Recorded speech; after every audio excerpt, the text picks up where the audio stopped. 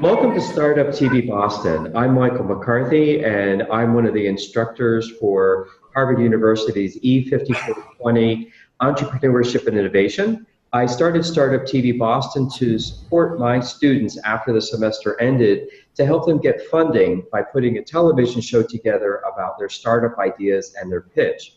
I'm actually reporting from Beijing, China, where I'm helping blockchain startups for the summer. And today's show is going to be taping and piping in from Prague. We have some startups that were part of MIT's LaunchX. And I would like to introduce the team VODVOZ. And Lucy, if you could start by introducing yourself and telling us what you do for VODVOZ. Welcome.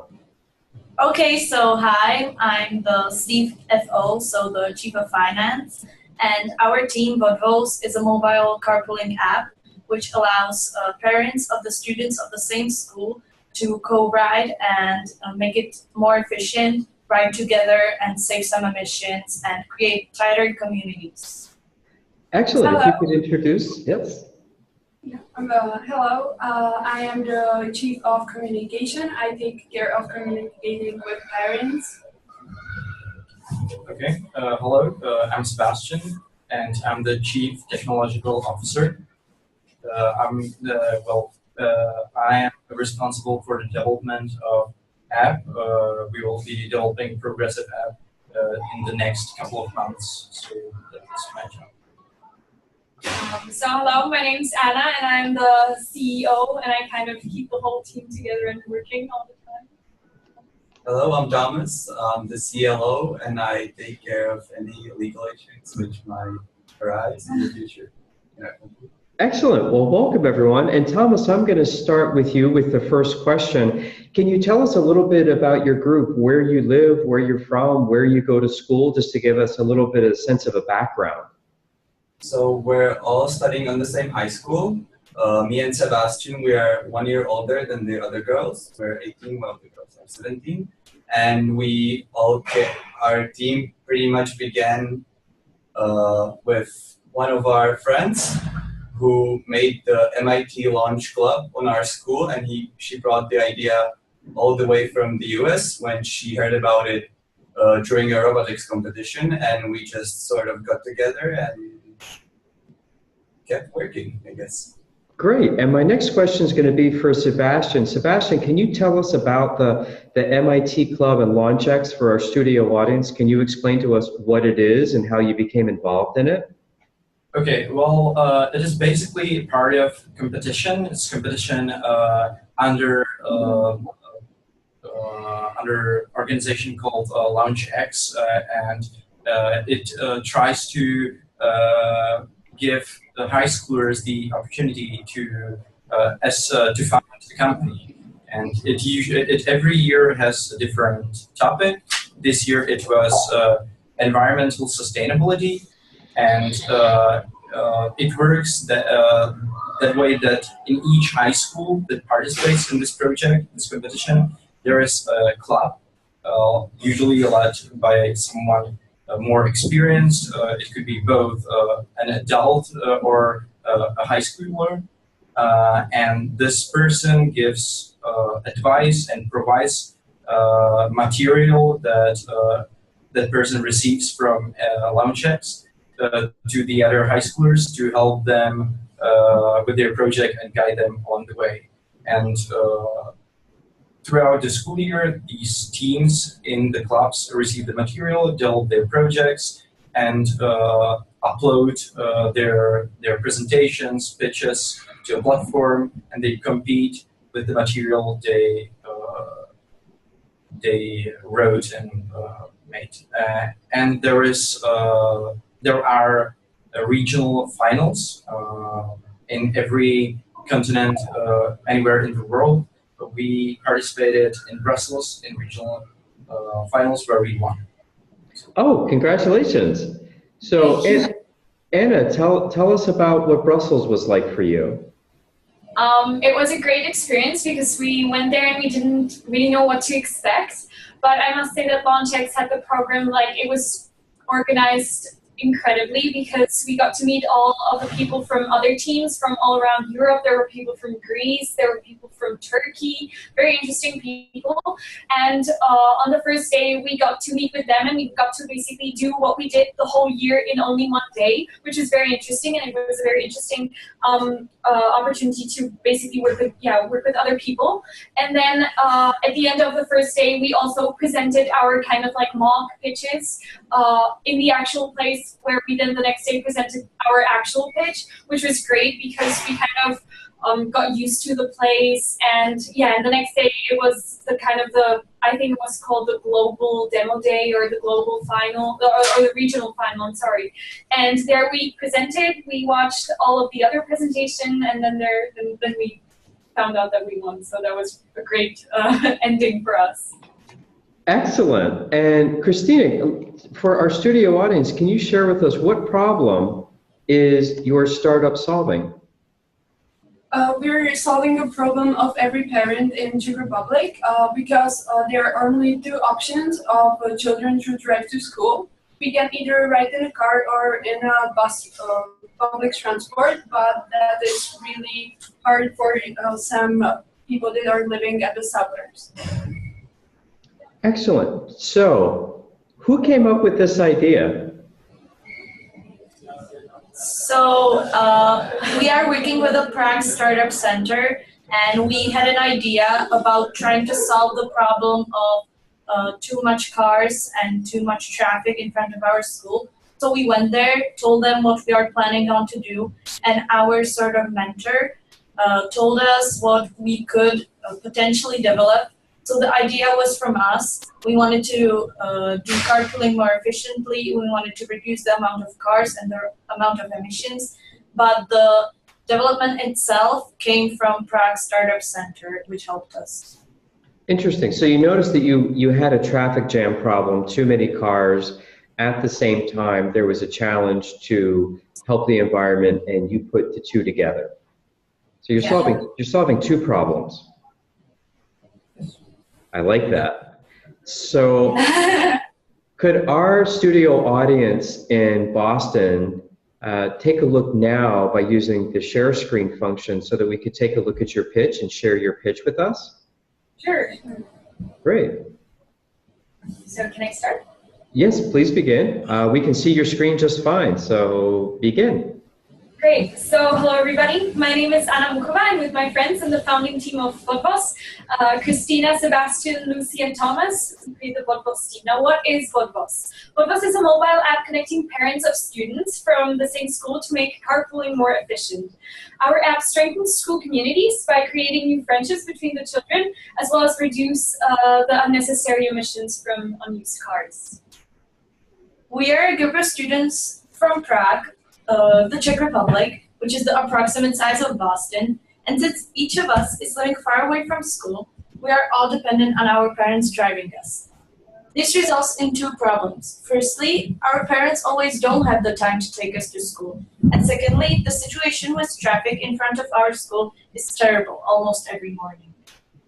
And believe me, there's nothing worse than angry mothers yelling at each other about parking spots. This is also why we came up with the carpooling idea. We didn't know anyone living near us who would drive the same path as us every day. However, we assumed that in a school full of students, there must be such cases. After some research, we found out that in Czech Republic, a country with a population of 10.5 million, there are 1.2 million children driving to school every single morning. Each car is half empty because most families don't have 4 children. If we reduce the number of cars by 1/3, in a day we are going to save the same amount of carbon emissions that a coal power plant produces in 5 months. This is how we came up with Footboss. The name itself is a Czech slang word for taking someone by a car. We plan to connect families living near each other and attending the same school, and allow them to design a simple co-driving plan within a few clicks on their phones. To ensure maximum possible safety for the children on their morning journeys, each registration will be tied with a school-specific code. We want to include a quick check-in option by which the parents can cancel or confirm each trips 12 hours beforehand so that no morning troubles arise. In an ideal world, the finished product will feature real-time card tracking so that no suspecting mother will ever have to worry where her little one is. We believe that we aren't only making the parents' lives easier, but also creating tighter communities in which children are able to find new friends more easily. And so this is where we stood. We identified a problem and created a solution. And now we faced an opportunity for execution of VODVOZ at our school. We started by going to every single class at our school and asked students about where they live and how they travel to school. Then, for the first time, we informed the school community through an email with a questionnaire. And people fell in love with our idea. In the first week, we gathered more than 20 responses. Our letter of intent was signed by more than 250 people, and we got more than 400 responses on our questionnaire. And also we went and approached our potential customers personally. We talked to the parents directly and then talked at the school assembly. And we got first mails of parents excited to get involved in VODVOZ once we find them a match. And this is really what pushed us forward, because now it was not about us going to people and convincing them to try our idea out, but people were actually coming to us. And converting inbound interest is much easier than the other way around. This is where we started operating VODVOZ manually at our school. We were communicating with parents via email, and now we have a few pairs going. And after the first 2 weeks of use, we gained our first feedback. Parents were excited to get involved in VODVOZ and join the community. However, they were mostly unhappy about the inefficient communication via email and stick schedules. This is the knowledge which we can now implement in the development of the new app. To create a fully functioning app, we need now to find investors to raise enough funds to move beyond our MVP. We are already cooperating with the Prague Startup Center, which provided us with the wireframes you have seen, and also we have a coder working with us.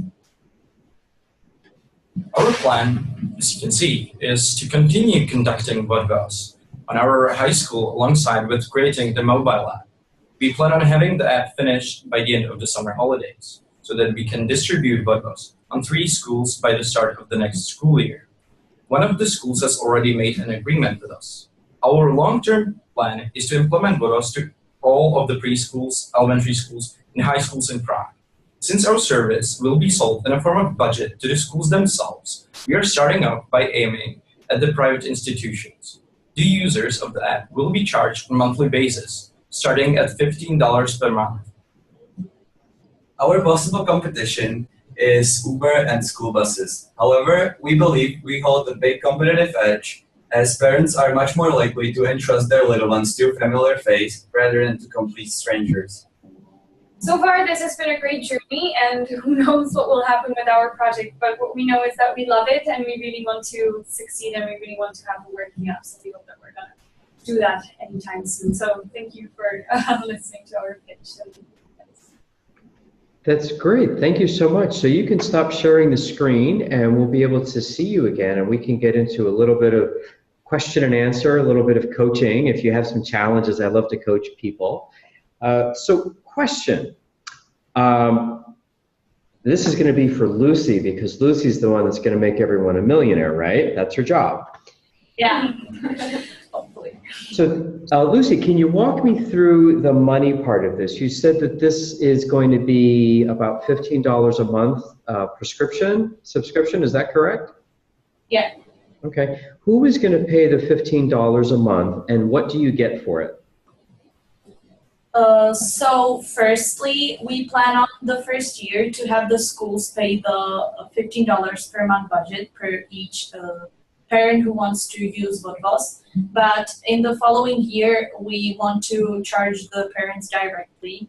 So if they like our service and if they like VODVOZ, they can in the next year purchase it themselves, not their school, but themselves. And what can we do with it? Our first app is going to have some basic functions because that's what we are capable of now. But as we get more funds and as we get more finances from our customers, we can purchase more developed. And if, as Thomas said about the real-time card tracking, this is in process, but it's not something that we can do at this time with that much finances we have now. So that's something we need to develop and slowly add to our list as we get more finances. Okay, so first question: did you decide to charge the schools, and how do they feel about paying for the service? So our first school, which was our school, we got along with our principal, and we asked him how is it more convenient for the school and for the parents as well.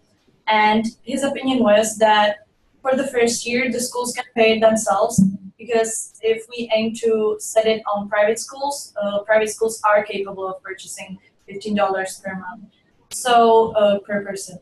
So we aimed it at the school for the first year, but that the school is also engaged in it. We need to say, here are the benefits for the school, which the benefit is more tighter community and sort of more friendlier environment, which is why the schools would want to purchase our service.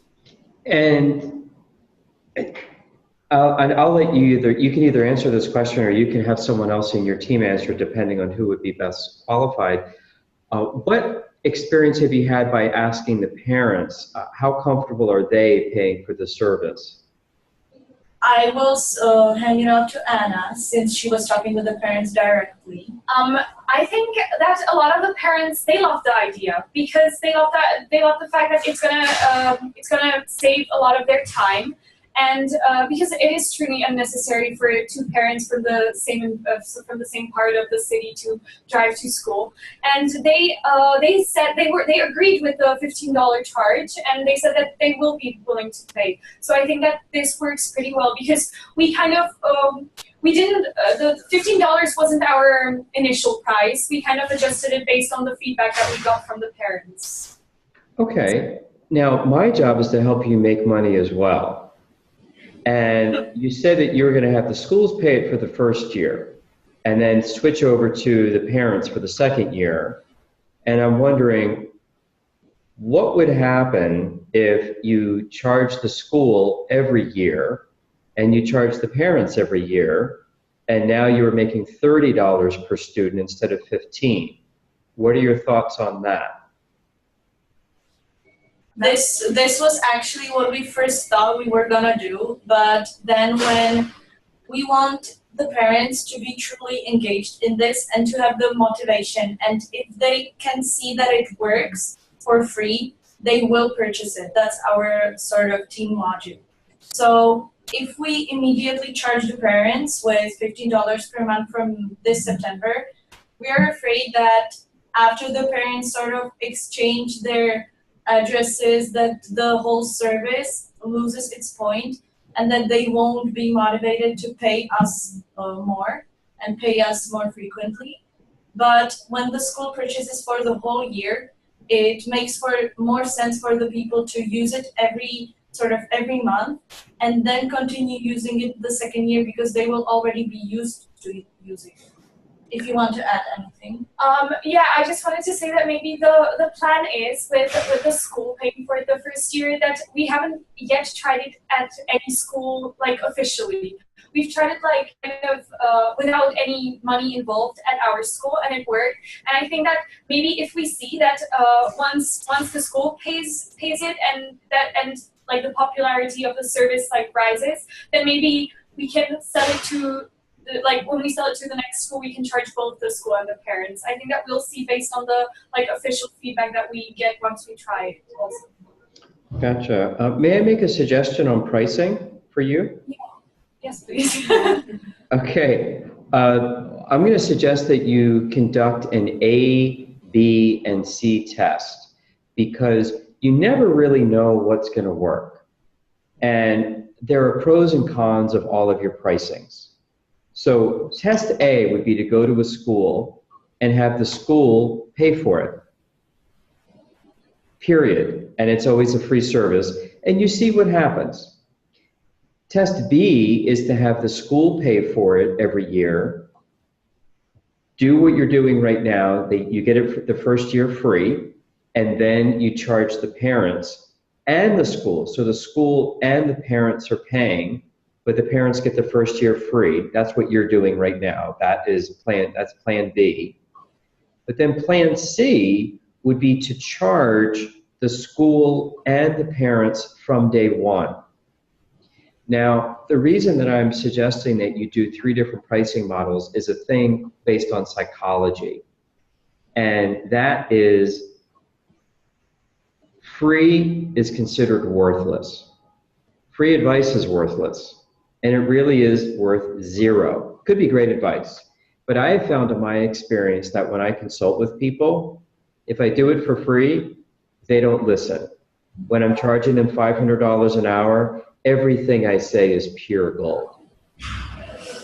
And one thing that you may discover is that if the parents are getting the service for free, they might not want to pay for it in the second year. I could be wrong. You don't know, which is why we would do an A, B, and C test. Also, for $15, I believe, correct me if I'm wrong, the school is getting a benefit out of you all the time because they don't have to invest in school buses. And I don't see any reason why the schools should stop paying. And it's an easy way for you to double your income. But again, the schools might not, they might have tight budgets, they might be in a deficit. I don't know the school situation. But I would encourage you to check out the 3 different pricing models, record the data, and just see which works best for you. Because you'll find that it might work best in Prague to do pricing model B, which you're already going to do. But if you bring it to France, you might find out that pricing model A works. Like, for example, I'm in Beijing now for the summer, and there are business models here that would never work in the United States, but they work incredibly well.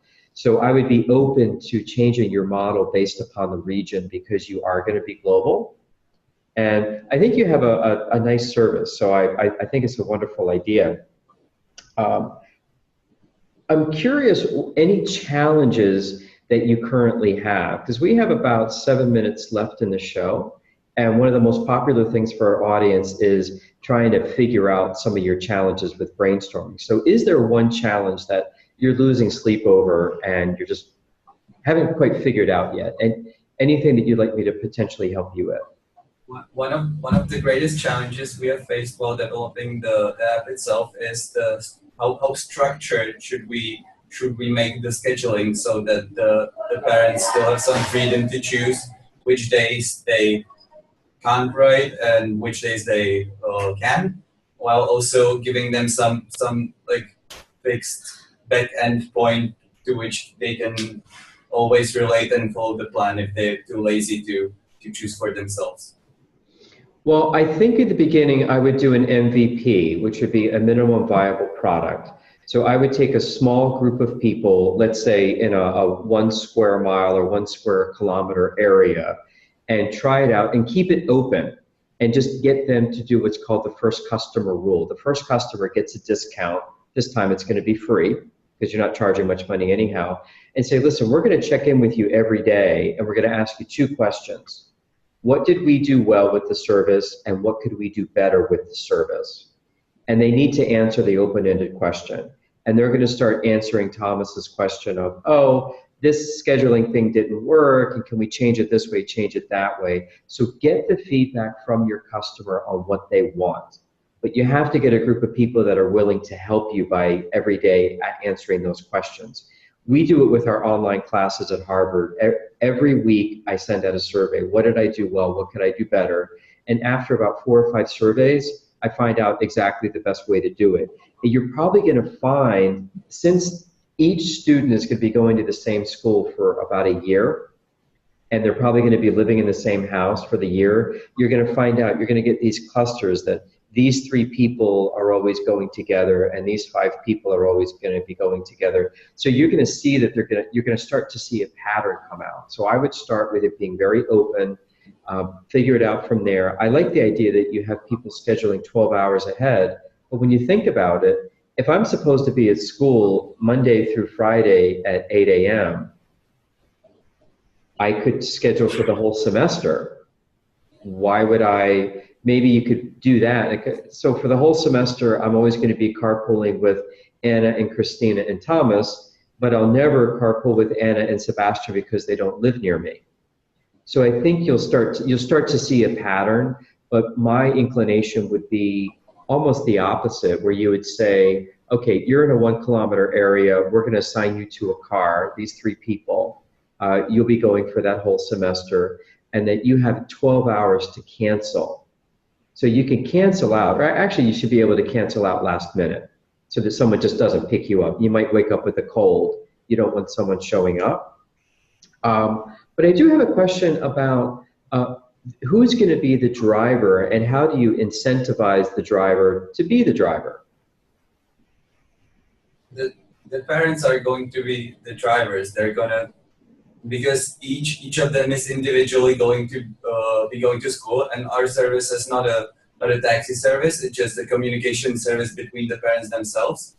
So, and you want your kid to be taken to school on time, so you'll take the other kid to school on time, because you will be responsible if you come late. You will be responsible for someone else's child going late to school. So this will create some kind of system of social responsibility, where you take care of others and others take care of you. Okay. Go ahead.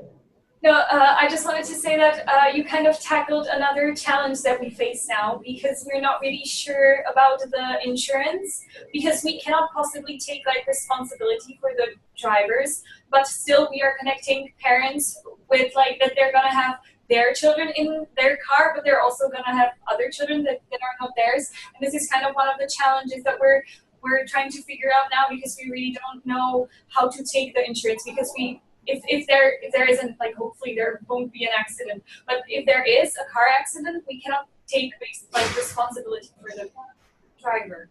Understood. I would make sure that you are not classified as a taxi service. I would classify yourself as perhaps a scheduling app. So now you're not in the auto business. I would not get into insurance at all. The insurance would be covered by the driver, and their passengers would fall under their policy. So I would stay out of that business, because one accident will bankrupt you. So I would just not even get into that issue at all. One thing I do see is you might have one mom who has all the time in the world to drive the kids every day, and maybe she likes it. Maybe that's the only time she gets out of the house, and so she wants to drive.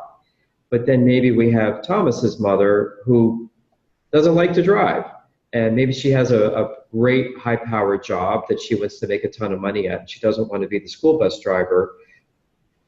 What can we do for someone where perhaps Thomas's mother is willing to pay extra to have Thomas go to school every day, and Sebastian's mother is happy to drive every day? Could we compensate Sebastian's mother somehow if Thomas's mother is willing to do that? Maybe buy him a tank of gas? Have you thought about? Go ahead. Yeah, this is kind of the next step that we want to take. However, we're not sure whether we can be the ones responsible for kind of doing the pricing, because the distances are always different. So I think we would leave that up to the parents. We would kind of, we in the app want to include kind of a score tracking, so that the parents will see how many rides they rode, and when their children were driven by other people. But yeah, it is the next step, definitely. I would encourage you to keep your pricing and your policies as simple as possible. And what comes to mind for me would be to say, if a mother drives, first off, everyone has to pay the same amount of money, $15 a year. And that means that someone who lives right next to the school is going to be paying more. Someone who lives very far away from the school is going to be getting a deal. It's just basically how insurance works. Old people, they take all the money out of the system, and the young people, they pay in, but they never go to the doctor. So it's like insurance pricing. So everyone's going to pay the same price. Someone's going to get a deal. Someone's going to be overcharged. But you can't charge different rates. It's going to drive you crazy as well. Also, keep the compensation easy. Something like if you are the carpool driver and you do it for 3 rides, then you will get a free tank of gas. That's it. And on the app, you can keep track of how many times Thomas's mother is driven, and how many times Sebastian's mother is driven. And I think that sort of simplicity of pricing, I think, would work for you. And if you're not sure, then change the pricing for a different school district and get the feedback. Hey, what is working with our pricing, and what could we do better with our pricing? Keep asking your customers. And I see that we're about to run out of time here, so I wanted to thank you so much for your time. Good luck in Prague, and with all of my guests on the show, I'm going to invite you to be on the show 1 year from now, because we want to check in and see how you're doing. Would you be willing to come back on the show again? Thank you for having us. Okay, thank you. And Boston, this is Michael in Beijing, and I will see you in September. Take care, everybody.